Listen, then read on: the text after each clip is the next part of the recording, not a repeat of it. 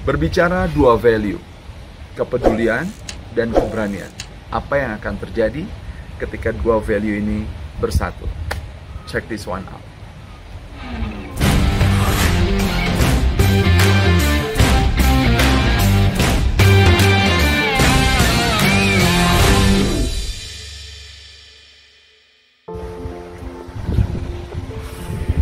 Masya Allah, indah banget, alhamdulillah.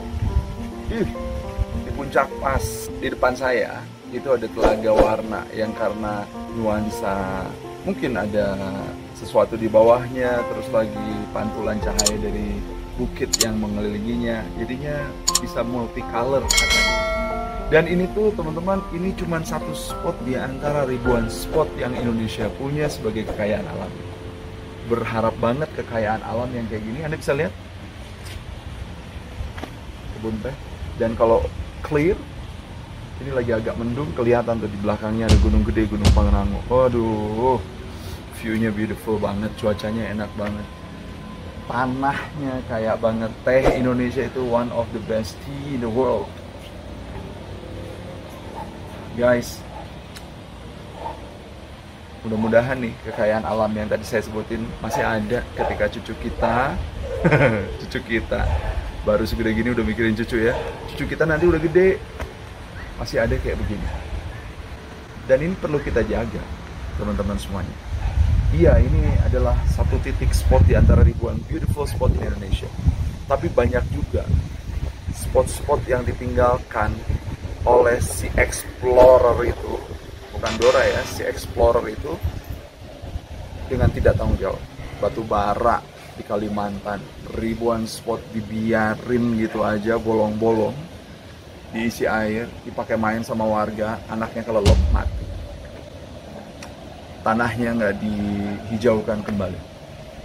Akhirnya apa jadinya? Banjir, bukan semata-mata curah hujannya tinggi, tapi karena memang resapannya udah hilang. Alam yang nggak terjaga, cuma dieksplorasi, nggak dijagain, jadinya dieksploitasi. Terus kita diem aja. Ini kalau dieksplorasi, nggak dijaga, tereksploitasi, habis nanti. Diem doang, itu ngasilin hal yang sangat membahayakan buat generasi ke depan. Kita peduli nih, bukan cuma alam, kita peduli sama aset-aset bangsa yang perlu kita jaga. Tapi aset-aset itu kemudian dieksploitasi, dikorupsi. Kita ngerti korupsi itu nggak bagus, korupsi itu memiskinkan kita, memiskinkan negara kita. Tapi kita diam aja, peduli tapi diam aja, nothing. Jangan bilang kita pengen bebas korupsi, kita pengen bebas dari eksploitasi alam, kalau kita yang ngaku sebagai orang-orang yang peduli kepada sesuatu hal yang besar, tapi kita nggak peduli sama hal-hal yang kecil. Hal-hal yang kecil itu misalkan kayak gimana? Kita nggak setuju dengan orang buang sampah sembarangan, tapi kita biarin aja orang buang sampah sembarangan. Kita nggak setuju dengan orang yang misalkan ngambil toilet tissue itu untuk facial tissue di toilet itu, ambil 4, cuci mukanya, pek, buang, nggak dipakai. Ambil seberapa banyak, ngeringin tangannya, dibuang, nggak dipakai. Nggak bisa kita peduli sama hal yang gede, tapi nggak peduli sama hal sekecil itu. Kenapa? Kalau kita pengen hal-hal yang gede berubah, kita mulai peduli sama hal yang kecil dan take action untuk itu. Kenapa nggak take action? Karena kita tahu resikonya. Coba, kira-kira kalau 20 orang kita peringatkan untuk berbuat jadi jauh lebih baik. Misalkan, saya memperingatkan orang yang di airport toilet, dia ngambil tisu banyak tapi dipakainya cuma belum.